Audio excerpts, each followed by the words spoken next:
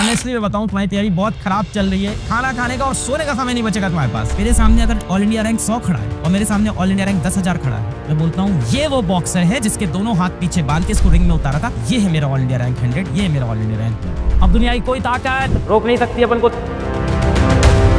अगर सच में सिलेक्शन चाहते हो तो डांट तो खानी पड़ेगी। अभी हम रिसेंटली एक सेमिनार में गए थे, वहाँ पेरेंट्स यही बोल रहे थे कि मेरा बच्चा पढ़ने में तो तेज है पर पढ़ता ही नहीं है। जूनियर क्लासेस में था तब तो तेज था, पढ़ता ही नहीं। मैंने कहा उसका इंटरेस्ट खत्म हो। यार किसी काम में मजा आने लगता है ना तो वो काम तो अपन करते ही हैं, दिन रात करते हैं, मजा आने लगता है। हम लोग देखो काम करने में मजा आता है, दिन रात काम करते हैं, मजा आता है। तो मजा आना चाहिए। मैं ये नहीं कहता कि पढ़ाई ऐसी चीज नहीं उसमें मजा नहीं आएगा, बहुत मजा आएगा। आपके पास दिन भर में है 24 घंटे। यार 24 में से आपके स्टार्टिंग के 7 से 8 घंटे हटा लो आपके सोने के, 7 घंटे पकड़ लेते हैं सोने के, 16 घंटे यहाँ। इसके बाद कुछ वेरियस एक्टिविटीज आप करोगे, इधर उधर खाना पीना, 2 घंटा उसका पढ़ लेते हैं, 2 घंटा और। तो ऐसे समझ लो जैम पैक्ड है टाइम, और यहीं पे गलती करते हैं बच्चे, बड़े नॉन सीरियस रहते हैं। मैंने दिखा दिया 24 घंटे भी आपके लिए टाइट होने वाले हैं। मैं वो मोटिवेट नहीं करने आया हूँ तुमको कि 12 से 14 घंटे की पढ़ाई तुम्हें कैसे करनी है, वो तो मैं मान कर रहा हूँ तुम करोगे, पर उसको इफेक्टिवली कैसे मैनेज करोगे ये इंपॉर्टेंट है। उसको इफेक्टिवली कैसे मैनेज करोगे ये, कैसे उसको प्लान वे में लेके आओगे। तो सबसे पहले दिल्ली से जाएंगे मसूरी,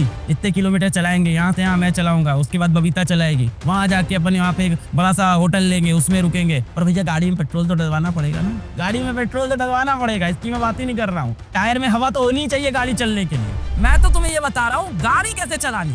अब मैं ये नहीं बता सकता गाड़ी में पेट्रोल होना चाहिए, टायर में होना चाहिए, हाथ में चाबी होनी चाहिए। गाड़ी किस किस रास्ते से निकालनी है वो चलना है। और मैं मान के चल रहा हूँ कि तुम 12 से 14 घंटे पढ़ोगे। सर ये जादू कैसे होगा, कंपटीशन है ना ये। दिल्ली से हम लोग मसूरी जाएंगे, मसूरी से हम लोग शिमला जाएंगे, शिमला के बाद हम लोग भैया लंदन जाएंगे। अब दुनिया की कोई ताकत रोक नहीं सकती अपन को। आपको पता है उसेन बोल्ट जो है, जो आपको पता है वर्ल्ड फास्टेस्ट रेसर है, सबको पता होगा, ढेर सारे ओलंपिक मेडल है।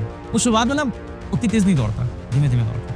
जब 30% टाइम बचा होता है ना, तब वो 70% रेस को कवर करता है। क्या बोलना चाह रहा हूँ, यही तुम्हें भी करना है। जब 30% टाइम बचा होता है तब उसेन बोल्ट 70% रेस को कवर करता है और सबको पीछे करता है लास्ट में। बनना है उसेन बोल्ट ना, अपने को बनना है ना उसेन बोल्ट। स्ट्रेटजी पे काम करना है यार। टीचर का यही तो काम होता है, अध्यापक का यही तो काम होता है, कुछ बातें बोल दो, स्टूडेंट मोटिवेट हो जाए, और कुछ प्लान उनको चिपका दो, काम तो तुम्हें करना है। ऑनेस्टली मैं बताऊं तुम्हारी तैयारी बहुत खराब चल रही है। खाना खाने का और सोने का समय नहीं बचेगा तुम्हारे पास। चिड़िया की आंख में निशान लगाना है ना, पहले चिड़िया की आंख गिरेगी, उसके बाद भैया शादी होगी। जिंदगी हमेशा दूसरा मौका देती है, हर चीज, जंग हो, प्यार हो, एग्जाम हो, जिंदगी हमेशा दूसरा मौका देती है। समझदार लोग उसको यूज करते हैं। याद रखना ये लाइन, मेरी जिंदगी हमेशा दूसरा मौका देती है, उसको कैपिटलाइज करना हमेशा। और कहाँ लिखा है कि जो बच्चा नीट के अंदर 710 लाया है वो जीवन के अंदर 620 वाले से ज्यादा सफल होगा? कहाँ लिखा है ऐसा? जीवन तो बहुत बदलता है, बहुत बदलता है। मेरी IIT के अंदर 11,000 रैंक थी। अब आप दिखा दो IIT के अंदर जिसकी रैंक 1, रैंक 10, रैंक कहाँ है? किसी को डीमीन नहीं कर रहा हूँ, एग्जाम्पल दे रहा हूँ बस आपको मैं,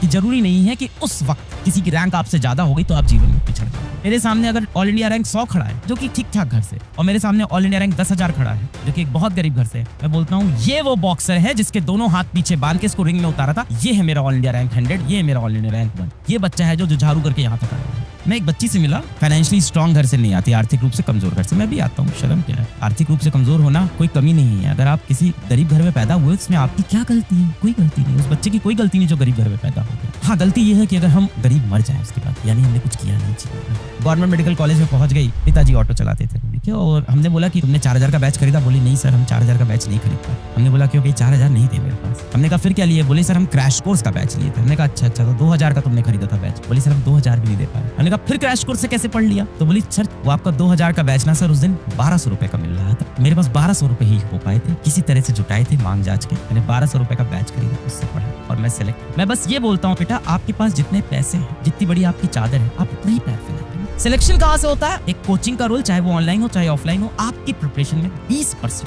80% सिलेक्शन बेटा आपके ऊपर डिपेंड करता है। तो मैं सारे बच्चों से ये रिक्वेस्ट करूंगा, आप अपनी हैसियत के हिसाब से बेटा अपने पैर फैलाइए। आपके माँ बाप ने बहुत मुश्किल से आपके लिए पैसे जुटाए हैं, आपको भी दुख होता है, मुझे भी उतना ही दुख होता है। देखो YouTube पे जो लोग ये निठल्ले बैठे हैं, जो कमेंट करते हैं ना, बुराई करते हैं, कर लो यार, तुम बिस्तर पे लेट के चाय पीते हुए मोबाइल में इंटरनेट चलवा के आराम से ये कमेंट करो। ये बात आपको समझने के लिए समय लगेगा, काफी समय, शिक्षा लगेगी। जिस दिन आप शिक्षित हो गए समझ जाओ। जब मैं YouTube पे आया तो 26-27 साल का लड़का था, आज मैं 32 साल का हूँ। अभी मैं 45-50 का नहीं हुआ हूँ कि मेरे अंदर बहुत समझ हो। तो मैं हमेशा बोलता था पढ़ाई करते रहे, ऑल द वेरी बेस्ट। फिर मैं ऐसे बच्चों से मिला जो पढ़ाई नहीं कुछ और कर रहे थे पर मेहनत कर रहे थे। तो मैं अब ये बोलता हूँ पढ़ाई करते रहे, मेहनत करते रहे, पॉजिटिव काम करते रहे, अपने माँ बाप के लिए कुछ करते रहे, इस सोसाइटी के लिए कुछ करते रहे। All the very very best.